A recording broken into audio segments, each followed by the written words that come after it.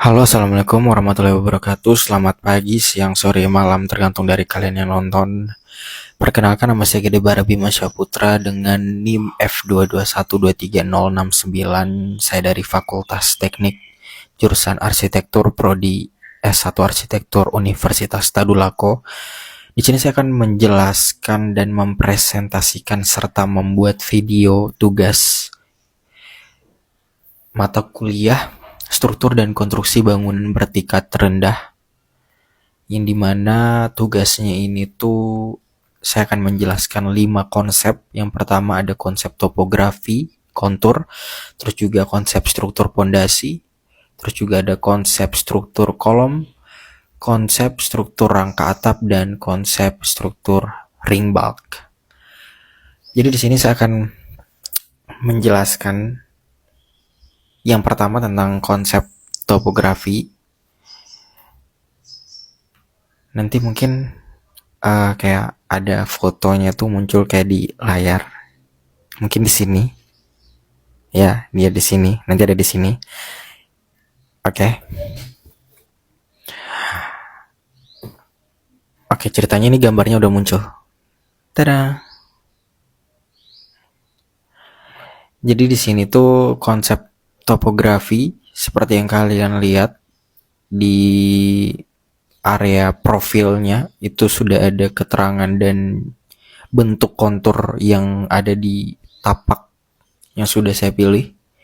Di sini ada input. Input itu tujuannya untuk mengetahui dan mengelola kontur dengan kemiringan, elevasi, serta jarak antar kontur. Terus juga dasar pertimbangannya itu berdasarkan dari ketinggian kontur, luas tapak, kondisi tanah, serta kebutuhan per unit bangunan dan kemiringan kontur. Di sini analisisnya ada profil 1, ada profil 2, profil 3 yang sudah mencantumkan bentuk konturnya. Di sini konturnya itu lumayan landai. Terus juga dari segi outputnya itu saya menggunakan gravity retaining wall sama cantilever, yang dimana menggunakan jenis dinding penahan gravitasi dan cantilever untuk penahan tanahnya, serta membuat aliran drainase atau penampungan air hujan itu pada bagian belakang tapak, karena berdasarkan pertimbangan keadaan kontur yang berada di belakang itu lumayan curam ke belakang. Seperti yang kalian lihat di profil 1, profil 2, dan profil 3. Itu kalian lihat itu kontur di bagian belakangnya itu lumayan curam, dan dari segi output di situ saya akan membuat aliran drainase atau penampungan air hujan. Di sini juga outputnya menggunakan cut and fill seperti yang ada di profil 1. Itu menggunakan cut and fill. Terus juga di profil 2 di situ saya memberi apa ya namanya ini, ada lapangan. Terus juga di profil 3 itu ada area parkir di bagian atas. Nanti di profil 1 itu di bagian cut and fill-nya itu sudah ada bangunan-bangunan yang ada nantinya, yaitu bangunan asrama mahasiswa Nusantara. Terus kita lanjut ke konsep struktur pondasi. Nanti gambarnya akan muncul di sini. Ya. Nah, di sini inputnya sendiri dari konsep struktur pondasi itu yang pertama ada tujuannya itu of course untuk mendapatkan pondasi yang sesuai dengan kondisi tapak dan kebutuhan bangunan agar bangunan tersebut dapat berdiri dengan kokoh, dan juga dasar pertimbangannya itu beban bangunan, terus juga kokoh, terus juga kondisi tanah dan kelebihan dan kekurangan struktur. Itu masuk notifnya nggak sih? Mohon maaf kalau masuk karena lupa matiin. Terus juga ini ada di sini saya memilih analisisnya itu dari pondasi bore pile dan juga pondasi pour plat, yang dimana bore pile ini tuh tiang pada pondasi itu dapat divariasikan sesuai data di lapangan, serta pada saat pemasangannya itu proses pengeborannya tidak menimbulkan gangguan suara atau getaran yang mengganggu area sekitar, karena di area sekitar tapak itu lumayan sangat penuh dan padat dengan penduduk. Namun pengecoran bore pile ini tuh dipengaruhi oleh cuaca dan pengeborannya tuh agak sedikit sulit, karena dipengaruhi oleh air tanah serta mutu betonnya itu tidak dapat dikontrol. Itu berdasarkan sumber dari Cindy 2017 dari laporan kelebihan dan kekurangan pondasi bor pile bila dibandingkan dengan tiang pancang. Terus juga analisis yang kedua itu ada pondasi purplat. Di sini pondasi purplat itu dapat mendistribusikan beban bangunan secara merata ke dalam tanah, yang dimana membantu mencegah penurunan dan pergeseran yang tidak diinginkan serta memungkinkan fleksibilitas dalam desain bangunan. Nah, namun di pondasi purplat ini tuh memerlukan ruang ekstra di bawah bangunan, terutama pada bangunan dengan beban yang signifikan. Ini dapat membatasi penggunaan ruang bawah bangunan. Ini berdasarkan sumber RISMA Techno Safety Support Specialist dari pondasi tapak purplat, pengertian, kelebihan, dan kekurangan serta cara membuatnya.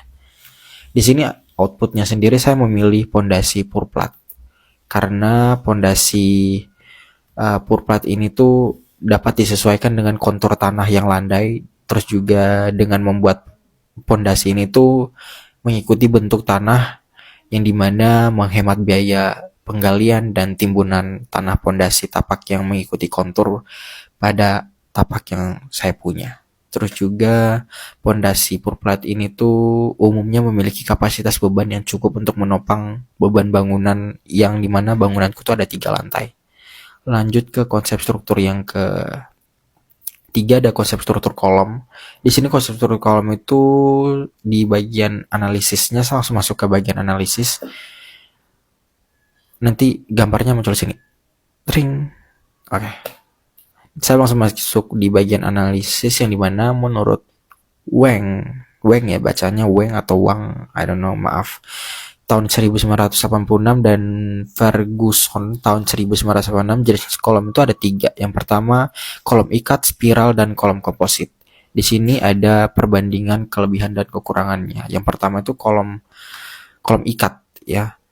Yang kolom ikat itu kelebihannya itu pembuatan kolom jenisnya ini relatif lebih mudah, terus juga material yang digunakan itu umumnya dapat didapatkan itu lumayan terjangkau dan harganya juga lumayan terjangkau. Terus juga dari segi kekurangan kolom ikat itu terbatas pada beban lateral, terus juga kurang efektif dalam menahan beban yang dimana terutama di daerah yang rawan gempa. Yang kedua itu ada kolom spiral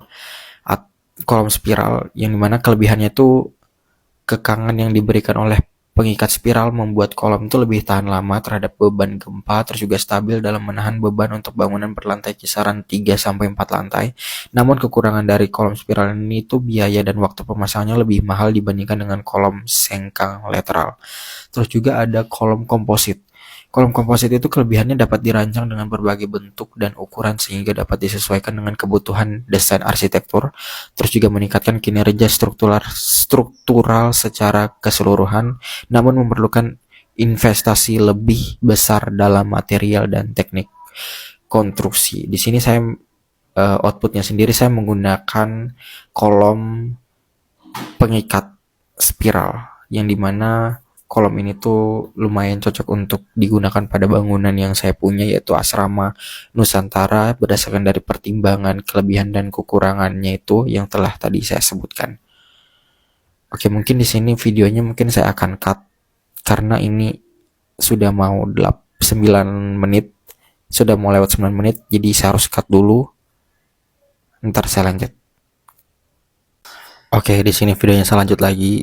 Mungkin filternya jadi beda karena tadi pakai kamera yang beda, but okay. Saya akan lanjut. Oke, saya akan lanjut ke konsep struktur yang keempat, yaitu konsep struktur rangka atap. Nanti gambarnya akan muncul sini. Tada. Ya.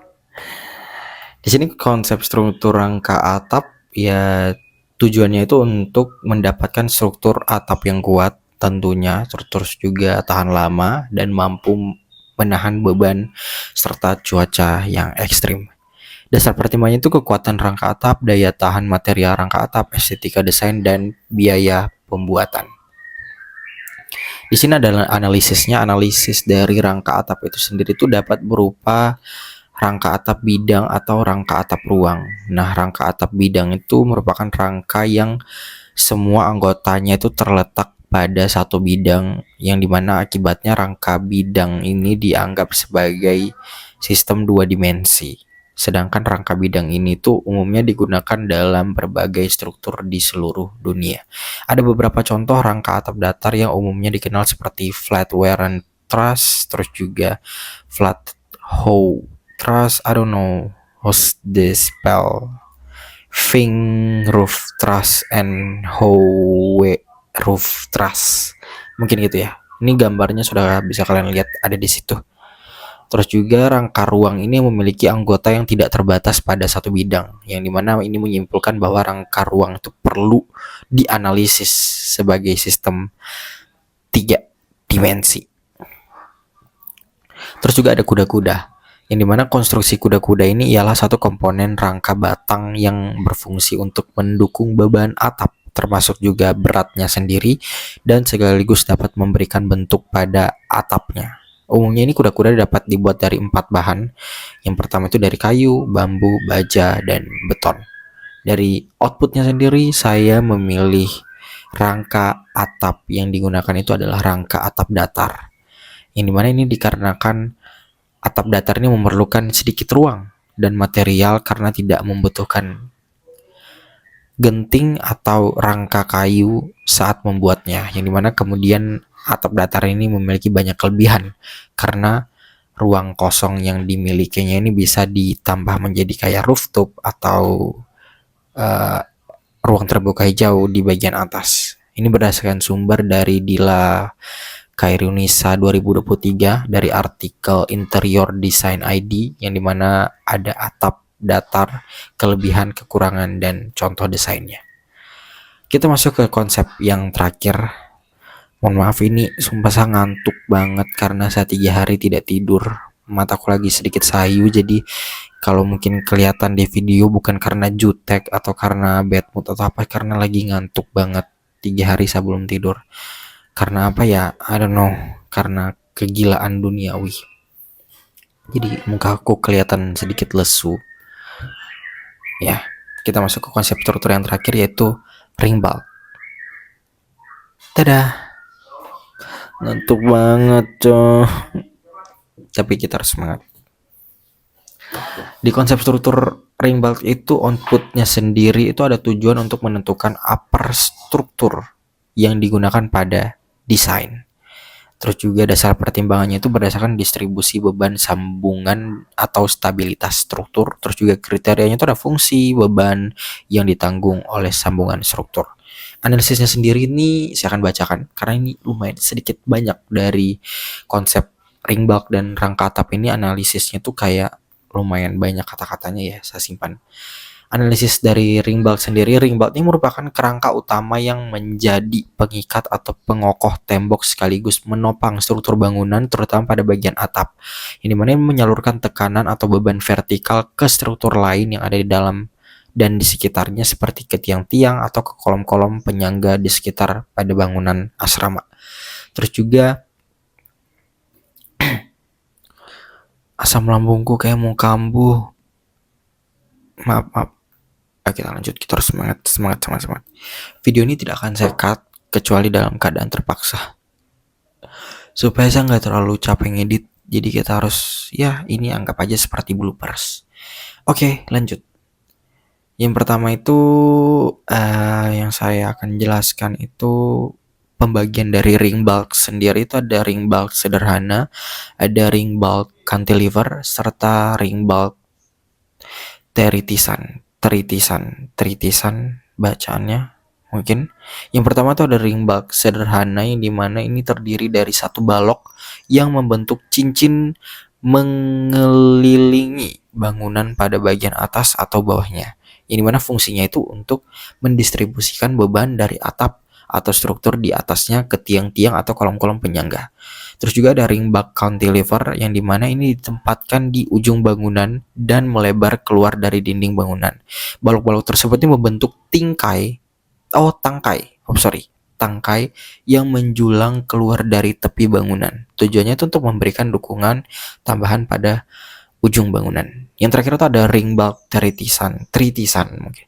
Ring bulk tritisan ini memanfaatkan beberapa balok yang diletakkan secara berurutan di sekitar bangunan, yang dimana ini akan membentuk cincin yang mengelilingi struktur. Setiap balok ini nih memiliki peran dalam mendistribusikan beban dari atap atau struktur di atasnya. Serta penggunaannya ini